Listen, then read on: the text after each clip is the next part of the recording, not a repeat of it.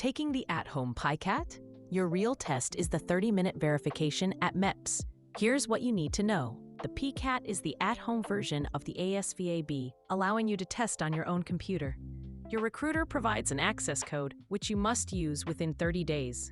You then have 48 hours to complete the test. It's an unproctored, fixed-form exam with about 120 to 145 questions across 9 subjects. This format offers a low-stress way to establish your initial scores. However, these scores are only provisional. They don't become official until you complete the next critical step. Your at-home PiCAT score means nothing without validation. Within 45 days, you must take a short, proctored verification test, or Vtest, at a military entrance processing station, MEPS. This isn't a full ASVAB. It's a 30-question, 25-minute check to confirm you are the person who took the PiCAT and that your performance is consistent. If your Vtest results don't align with your at-home test, your PiCAT scores are invalidated on the spot. This is the one-and-done trap. Why do applicants fail the Vtest?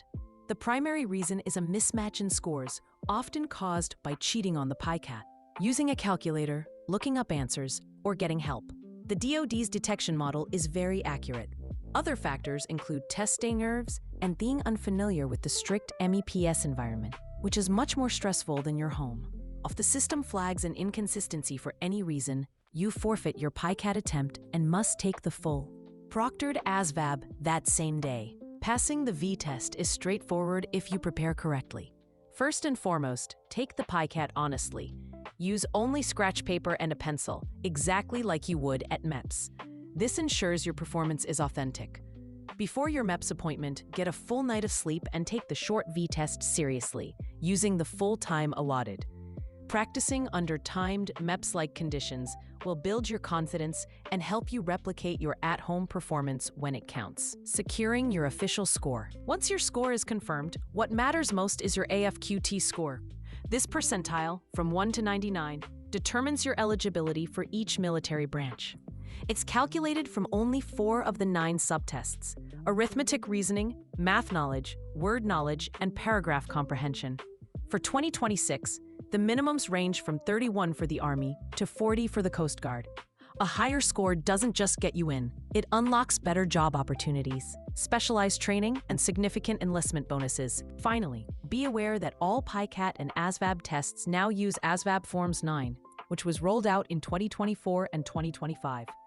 This means the item banks have been refreshed and older questions have been retired.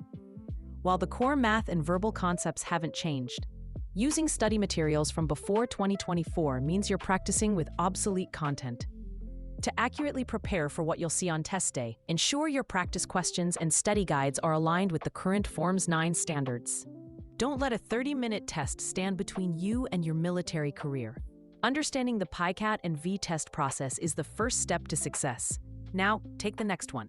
Visit Open Exam Prep to use our free practice tests and AFQT calculator.